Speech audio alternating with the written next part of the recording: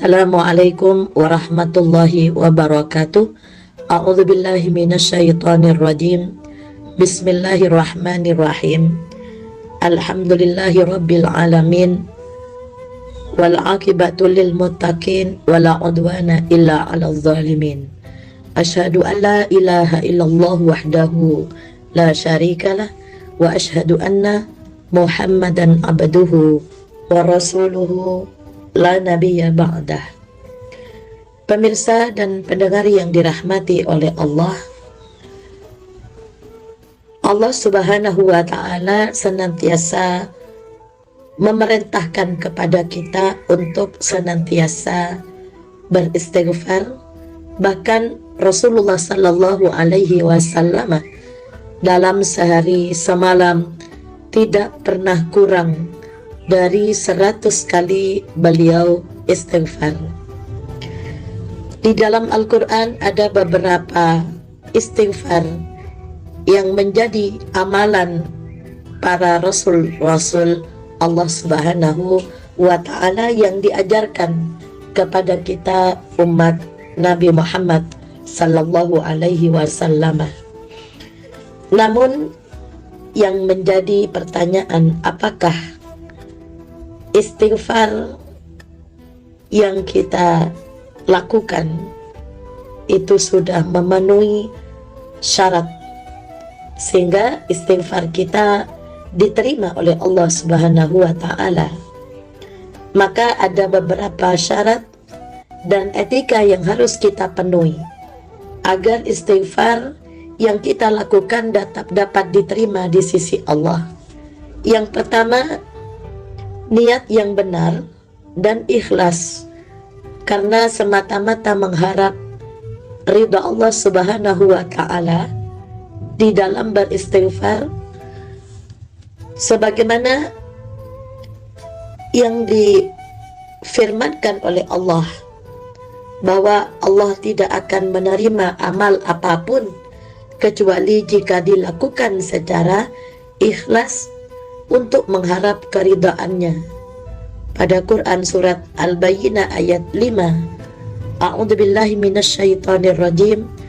Wa ma umiru illa liya'budullaha mukhlishina lahuddin.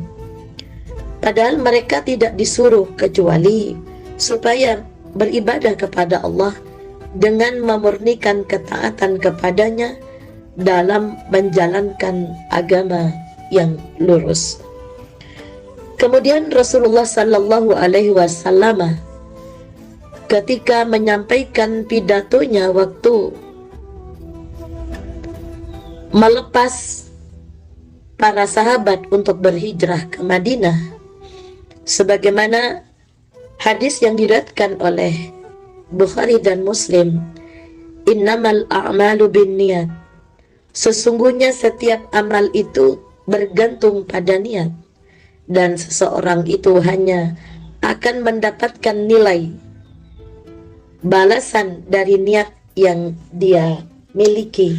Yang kedua, hendaknya hati menyertai lisan sewaktu melakukan istighfar. Oleh karena itu, jangan pernah seseorang berkata, "Aku memohon ampunan kepada Allah," sedangkan hatinya terus-menerus berbuat maksiat. Sebagaimana diriwayatkan dari Ibnu Abbas, dia berkata bahwa orang yang memohon ampunan kepada Allah tetapi tetap berbuat maksiat, maka ia seperti orang yang mengolok-ngolok Tuhannya. Begitu pula Rabi'ah al-Adawiyah berkata, istighfar yang kita lakukan itu membutuhkan istighfar yang lain. Hal itu karena kita hanya mengatakan dengan lisan yang kita miliki sesuatu yang tidak pernah ada di dalam hati. Yang ketiga, etika yang harus diperhatikan dalam istighfar adalah seseorang mesti melakukan dalam keadaan suci. sehingga ia sedang benar-benar berada dalam kondisinya yang paling baik. Yang dimaksud di sini adalah suci secara lahir maupun batin. Sebagaimana dalam riwayat Ali bin Abi Thalib, dia berkata bahwa Abu Bakar radhiyallahu an menceritakan kepadaku, dan dia adalah seorang yang jujur, bahwa dia mendengar Rasulullah sallallahu alaihi wasallam bersabda, tidak ada seorang pun yang melakukan satu perbuatan dosa lalu dia segera bangkit dan bersuci. Alangkah baiknya aktivitas bersuci yang dia lakukan, dan kemudian dia mohon ampun kepada Allah Azza wa Jalla, kecuali dia akan diampuni olehnya. Lalu di saat itulah Rasulullah membaca Quran surat Ali Imran ayat 135.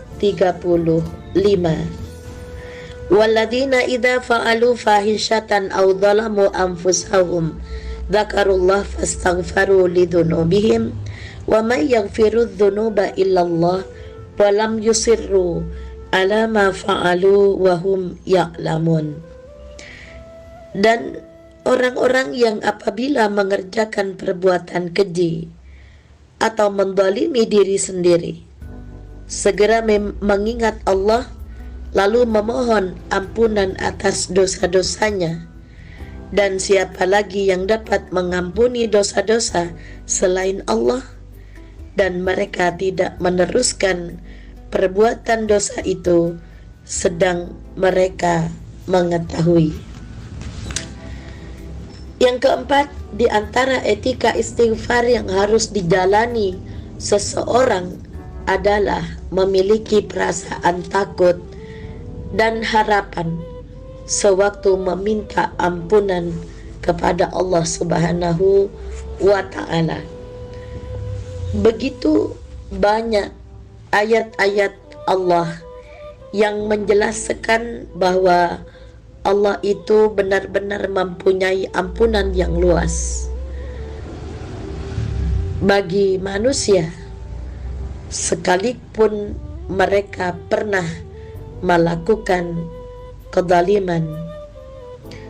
Kemudian Allah juga Maha Pengampun, lagi Maha Penyayang, namun azabku adalah azab yang sangat pedih.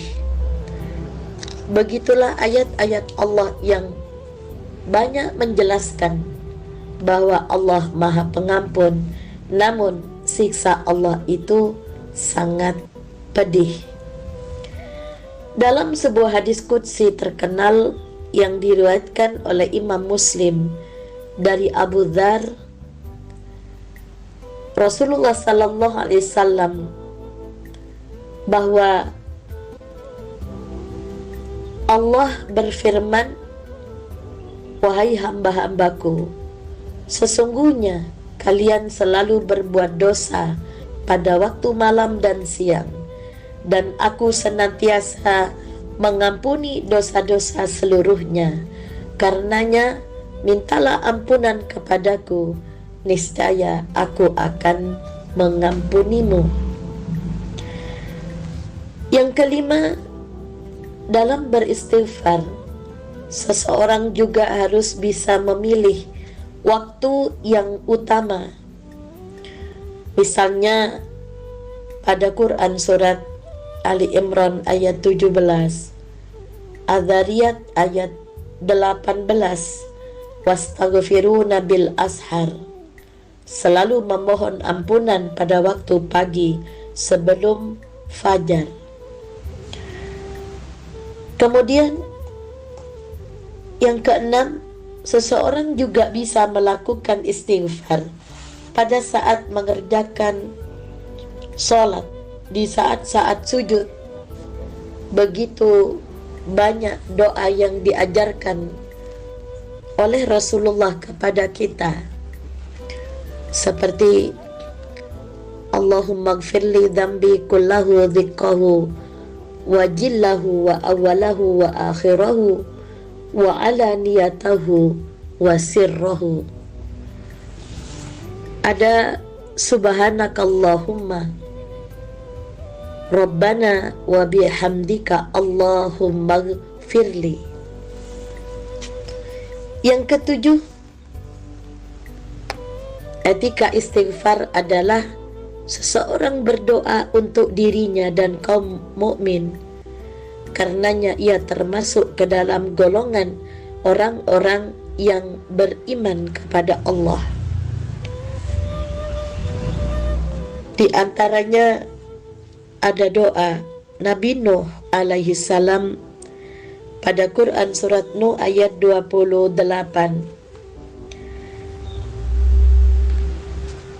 Rabbi ghfirli wa liwalidayya wa liman dakhala baitiya mu'mina wa lil mu'minina wal mu'minat wa la tazidiz zalimina illa tabara.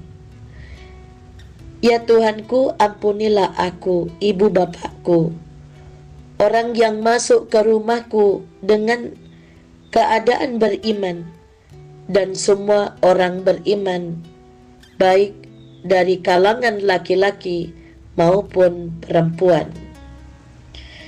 Kemudian doa Nabi Ibrahim alaihissalam pada Quran surat Ibrahim ayat 41. Rabbana gfirli waliwalidayya walil mu'minina yawma yakumul hisab. Ya Tuhan kami, beri ampunlah aku, kedua ibu bapakku, dan sekalian orang-orang mukmin pada hari terjadinya hisab di hari kiamat. Yang kedelapan, etika istighfar adalah berdoa dan beristighfar dengan rangkaian doa yang disebutkan dalam Al-Quran dan Sunnah Rasul.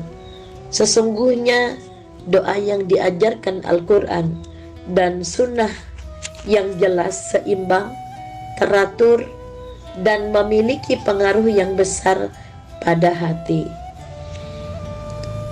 Dan doa yang dibuat oleh manusia dari rangkaian kata yang dipilih dan disusunnya, karena ia tidak memiliki keindahan yang dimiliki kalimat Al-Quran dan tidak mempunyai keluhuran yang tersimpan dalam rangkaian doa-doa Nabi, tentunya berbeda dengan doa yang ada di dalam Al-Quran dan Al-Hadis.